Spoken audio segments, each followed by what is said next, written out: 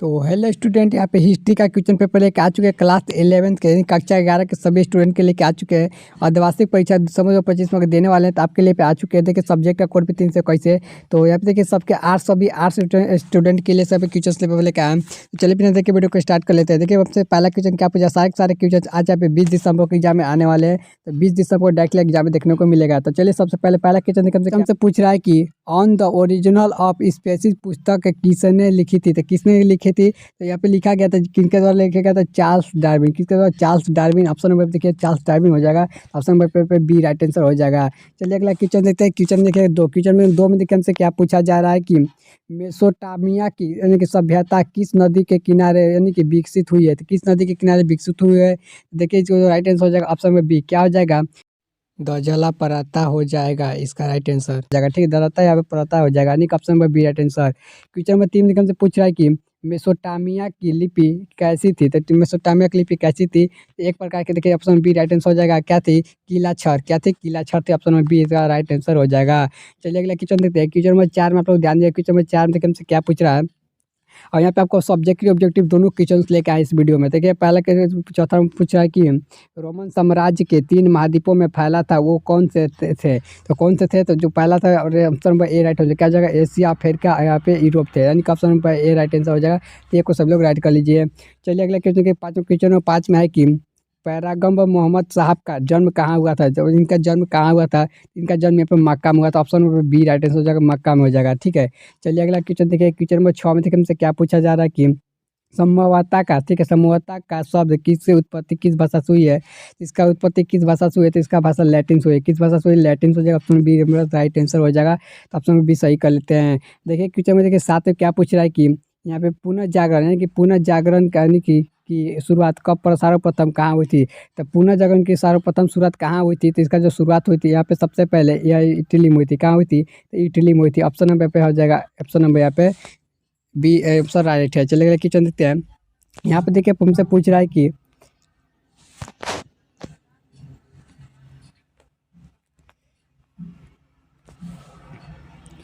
तो यहाँ पे क्वेश्चन नंबर 8 हमसे पूछा जा रहा है कि छापा खाना यानी प्रिंटिंग प्रेस का आविष्कार किसने किया था, तो प्रिंटिंग प्रेस का आविष्कार किसने किया, तो इसका ऑप्शन नंबर ए राइट हो जाएगा। क्या जाएगा, गुटेनबर्ग ने किया था, यानी कि option number A right answer हो जाएगा। चलिए पे क्वेश्चन नंबर 9 को ध्यान दीजिए। क्वेश्चन 9 पूछा जा रहा है कि हमसे यहाँ पे डिवाइन कॉमेडी के लेखक कौन थे, डिवाइन कॉमेडी के लेखक कौन थे, तो इसका जो राइट आंसर है दाते, क्यों तो दाते, यानी कि option number B answer right हो जाएगा। चलिए क्वेश्चन नंबर 10 में देखिए। क्वेश्चन नंबर 10 में हमसे क्या पूछा जा रहा है कि औद्योगिक क्रांति सर्वप्रथम किस देश में हुई थी, तो औद्योगिक क्रांति सबसे पहले किस देश में हुई थी, तो यहाँ पे राइट आंसर हो जाएगा इंग्लैंड। क्या मतलब इंग्लैंड, ऑप्शन पे option number C right answer हो जाएगा। चलिए अगला क्वेश्चन देखिए। अब देखिए यहाँ से सब्जेक्टिव क्वेश्चन हमारे स्टार्ट हो गए। सब्जेक्टिव क्वेश्चन में देखिए क्या पूछा जा रहा है कि अध्याय लेखक यानी कि लेखन कला और साहस जीवनी का यहाँ पे क्वेश्चन आ चुके हैं।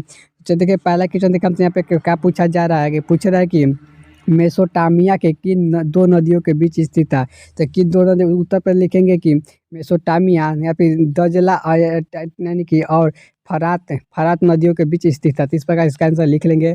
उसका क्वेश्चन नंबर 2 में देखिए हमसे पूछा जा रहा है। क्वेश्चन नंबर 2 पर ध्यान दीजिएगा, ये सारे का सब्जेक्टिव क्वेश्चन है। तो 2 में देखिए पूछा रहा है कि मेसोपोटामिया शब्द का अर्थ क्या है, तो मेसोपोटामिया शब्द का अर्थ क्या है, तो यह एक कानूनिक भाषा है, दो शब्दों में है कि मेसोस माध्यम से और यहाँ पे यानी कि पोटासमस नदी के मिलकर बना है, जिसका अर्थ है कि नदियों के बीच की भूमि। ठीक है, नदियों के बीच की भूमि, तो ये भी एग्जाम में बहुत बार पूछा जा चुका है, इसको याद रख लीजिएगा। अब देखिए क्वेश्चन में के 3 हमसे क्या पूछा है। क्वेश्चन में 3 में ध्यान दीजिएगा, पूछ रहा है कि मेसोपोटामिया की लिपि क्या थी, तो मेसोपोटामिया की लिपि क्या थी, आंसर में लिखेंगे। उत्तर देखिए मेसोपोटामिया की लिपि यहाँ पे कीलाकार यानी कि थी, क्या थी, कीलाकार थी। ऑब्जेक्टिव में बहुत बार पूछी जा चुकी है, इसे याद रखिएगा। चलिए किचन में बता, किचन नंबर 4 में ध्यान दीजिएगा। हमसे पूछ रहा है यहाँ पे देखिए किचन नंबर 4 हमसे क्या पूछा जा रहा है कि साथ साथ आपने पूछा है कि रोमन साम्राज्य के किन 3 महाद्वीपों में फैला हुआ था, तो देखिए इसका उत्तर लिखेंगे रोमन साम्राज्य यूरोप, पश्चिमी एशिया और उत्तरी अफ्रीका में फैला हुआ था, तो इस प्रकार इसका राइट आंसर हो जाएगा। चलिए अगला क्वेश्चन देखिए। क्वेश्चन देखिए 5, क्वेश्चन 5 में लोग ध्यान दीजिएगा। तो यहाँ पे क्वेश्चन नंबर 5 में देखिए हमसे पूछ रहा है कि प्यासस क्या था? तो प्यासस सब क्या था? तो देखिए उत्तर में लिखेंगे कि प्यासस एक यहाँ पे की सरकंडे के जैसे पौधा था जिसे नीला नदी किनारे उगता था। ठीक है, इसका उपयोग लेखन और की सामग्री कागज बनाने के लिए किया जाता था। तो इसका आंसर इस प्रकार का हम लोग लिख लेंगे। उसके बाद देखिए क्वेश्चन नंबर 6 में देखिए हमसे क्या पूछ रहा है कि क्वेश्चन नंबर 6 में देखिए हमसे पूछ रहा है कि रोमन साम्राज्य की मुख्य भाषाएं कौन सी थी? तो रोमन समाज के उत्तर में लिखेंगे कि प्रशासन के लिए मुख्य रूप से लैटिन और यूनानी की भाषा का प्रयोग किया जाता था। यानी कि लैटिन भाषा या यूनानी 2 भाषा में बताया गया है। चलिए इस का आंसर इसको दे लेंगे। आंसर देने के बाद देखिए क्वेश्चन नंबर 7 हमसे क्या पूछा जा रहा है।